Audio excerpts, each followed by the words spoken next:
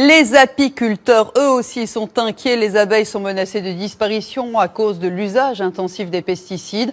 En mai dernier, le gouvernement a lancé un grand plan pour les protéger. Et sur le terrain, eh bien, certains se mobilisent déjà pour trouver des solutions pragmatiques. Le rendez-vous du 19-20 a rencontré un ancien dirigeant du luxe qui a décidé de sauver les abeilles.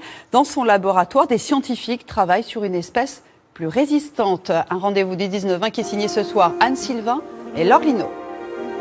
Au cœur du massif de la Sainte-Baume, nous voici chez Thierry Dufresne. Il y a 5 ans, cet ancien grand patron ne connaissait rien à l'apiculture. Aujourd'hui, il s'est lancé un défi. Sauver les abeilles, ou du moins y contribuer. Alors là, on voit tous les œufs bien pondus au fond de chacune des alvéoles, les larves, le pollen qui a été ramené par toutes les abeilles et puis le nouveau miel.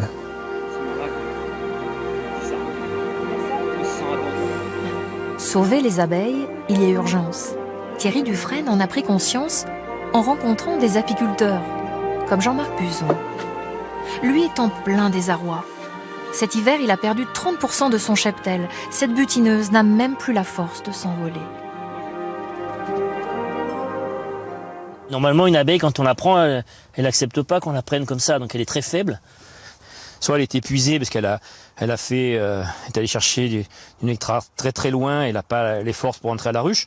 Soit elle est intoxiquée, soit c'est le varroa, mais elle est complètement épuisée. Cette abeille va mourir. En cause, les pesticides, mais aussi 2 redoutables prédateurs, un acarien, le varroa, et le frelon asiatique. Comment Thierry Dufresne espère-t-il aider la filière? À l'âge où certains songent à la retraite, il veut être utile à la planète. Lui, qui a dirigé quelques fleurons du luxe, comme Christian Lacroix, a mis sur pied un plan de bataille. Je me suis dit, mais il y a quelque chose à faire. Sans doute avec un angle de vue différent, en se disant, puisqu'elles disparaissent, est-ce qu'il ne faut pas essayer d'en créer des nouvelles, d'en reproduire? Et voici son commando d'apiculteurs. Chaque jour, ils inspectent quelques-unes des 800 ruches de sa ferme expérimentale installée sur le domaine familial. Leur mission, repérer les ruches qui se portent le mieux. Tout le nouveau miel. Très beau cadre, bien homogène, c'est pondu vraiment de partout. Vivien Larcher cherche à prélever la reine, protégée par les ouvrières. La reine joue à cache-cache. Elle est en parfaite santé. Ce qui intéresse l'équipe, c'est son patrimoine génétique. Elle va être inséminée dans ce laboratoire.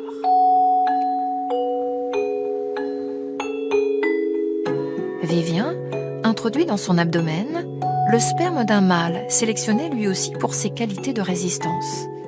L'objectif est de répondre aux demandes des apiculteurs.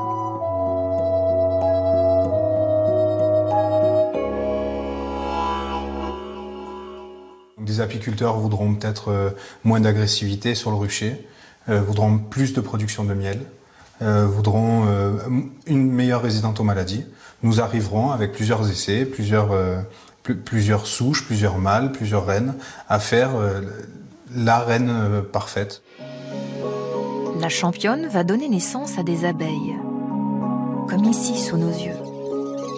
Elles formeront des colonies censées mieux résister à un environnement hostile.